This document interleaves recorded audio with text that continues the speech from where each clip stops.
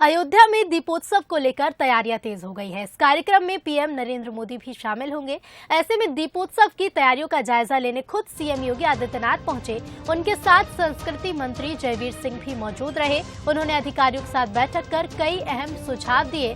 मंत्री जयवीर सिंह ने कहा कि इस बार दीपोत्सव में करीब 17 लाख से ज्यादा दीपक जलाकर रिकॉर्ड बनाने की तैयारी है। इस कार्यक्रम में लोग खुद ही जुड़ रहे हैं और इसके अलावा भव्य रामलीला का आयोजन भी किया जाएगा, जिसमें देशी विदेशी कलाकार रामलीला का मंचन करेंगे।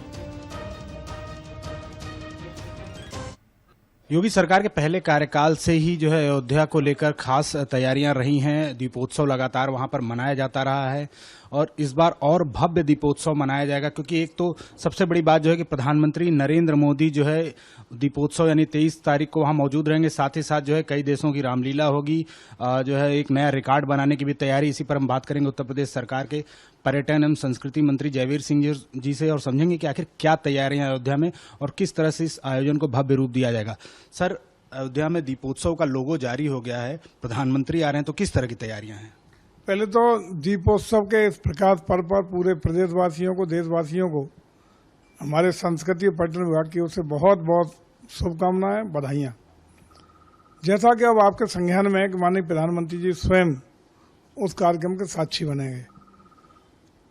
भव्यता और दिव्यता की तैयारियां पहले से थी, लेकिन अब चूंकि विशेषता ये हो गई कि माननीय प्रधानमंत्री स्वयं उपस्थित रहने वाले हैं, वो पूरे कार्यक्रम में सरोकार रखने वाले हैं, इसलिए हम लोगों की और व्यापक तैयारियां करने की रूपरेखा चल रही है।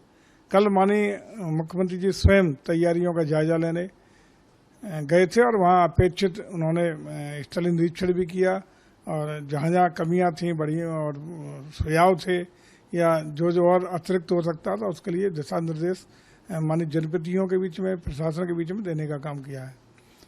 हमारा प्रयास है कि पिछली जो हमारा 9.5 लाख दियों का लगभग रिकॉर्ड था, जिसको मध्य प्रदेश ने 11,31,000 दिए जला करके तोड़ने का काम किया है, जो हमारा Guinness book of world record था। इस बार हम लोगों का लक्ष्य शुरू में 13 से 15 लाख के बीच में दिए जलाने का था, लेकिन चूंकि प्रदेश में लोगों की जिज्ञासा, लोगों का जुड़ाव, लोगों का एक आत्मीय भाव भरा समर्थन जो मिल रहा है, उसी का परिणाम हर जिले से, हर गांव से जो दिए इकट्ठे हो रहे हैं, वो सीडीओ के मार्फत प्रत्येक जिले से आ रहे हैं।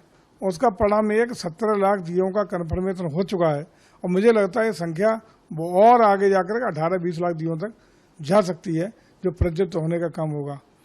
दूसरी विशेषता ये होगी कि जब भगवान राम का स्वरूप हेलीकॉप्टर से वहाँ प्रकट होंगे, तो उस समय भव्यता और दिव्यता देखने लायक होगी। उनका अवतरण जहाँ इससे बाई एयर कराया जाएगा, हेलीकॉप्टर से कराया जाएगा, वो एक महत्वपूर्ण विषय हुआ। 10 देशों की सहभागिता रामलीला में होगी, 9 प्रांतों की सहभागिता रामलीला के मंचन में होगी। मैं समझता हूँ न सिर्फ देश में बल्कि विश्व स्तर पर लोग उसके लिए आकर्षित होंगे और ऐसा अनूठा इतिहास बनाने का इस बार प्रयास किया जा रहा है, जिसको विश्व मंच पर लगा कि वो भगवान राम के त्रेता युग की दीपावली जब भगवान राम स्वयं पधारे थे, उसका एक जीवंत उदाहरण प्रस्तुत करने का प्रयास होगा। सर, एक जानकारी ये भी आ रही है कि इस बार एक अंतर्राष्ट्रीय स्तर का लेजर शो बड़े भव्य तरीके से वहां पर आयोजित किया जाएगा, उसको लेकर क्या तैयारियां हैं? जबरदस्त तैयारियां, लेजर शो भी होंगे और लेटेस्ट टेक्नोलॉजी के तमाम कार्यक्रम। लेजर शो के साथ साथ लेजर शो पिछली बार भी हुआ था, तो इस बार के जो लेजर शो हों, अन्य चीजें होंगी, बिल्कुल आधुनिकतम तकनीक के मार्फत होंगी और प्रदूषण मुक्त होंगी। सर, पर्यटन एक महत्वपूर्ण विभाग है और आपके पास उसका दायित्व है। पर्यटन विभाग की तैयारी की जानकारी सामने आई थी कि यूपी को वेडिंग डेस्टिनेशन बनाने की एक बड़ी तैयारी चली, क्योंकि अक्सर देखा जाता है कि विदेशों से, खासकर यूरोपियन कंट्रीज से या यूएस से तमाम लोग आते हैं जो उत्तर प्रदेश आते हैं, यहाँ के धार्मिक आध्यात्मिक नगरों में, चाहे वो वाराणसी हो, मथुरा हो या अयोध्या हो, वहाँ शादी करते हैं। तो इसको लेकर एक योजना बनाई जा रही है, किस तरह से इसको क्रियान्वित करेंगे? देखिए, ये सर्वविदित है कि उत्तर प्रदेश के पास तमाम वो डेस्टिनेशन आध्यात्मिक रूप से, धार्मिक रूप से, ऐतिहासिक रूप से, इको टूरिज्म के रूप में, या आज के युग में कहें तो कोरोना के बाद वेलनेस टूरिज्म के लिए, हेल्थ टूरिज्म के लिए अपार संभावना उत्तर प्रदेश के पास है।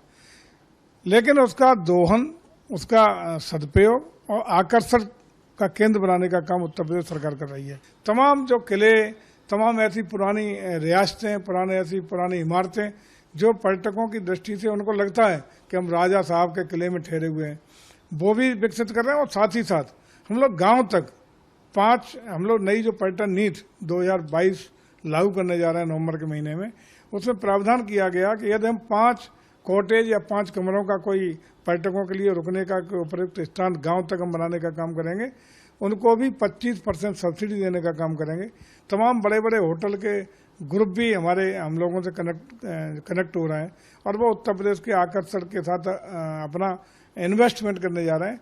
और मुझे लगता है कि भविष्य में पूरे हिंदुस्तान में उत्तर प्रदेश ऐसा राज्य बनेगा जो चाहे विदेश की धरती से आने वाले पर्यटक हों या देश के विभिन्न अन्य राज्यों के आने वाले पर्यटक हों, उनको आकर्षण का केंद्र उत्तर प्रदेश 5 साल के अंदर बनाने का काम उत्तर प्रदेश सरकार का पर्यटन विभाग जरूर करेगा। कैमरा पर्सन सत्येंद्र के साथ आलोक राय, बंसल न्यूज, लखनऊ।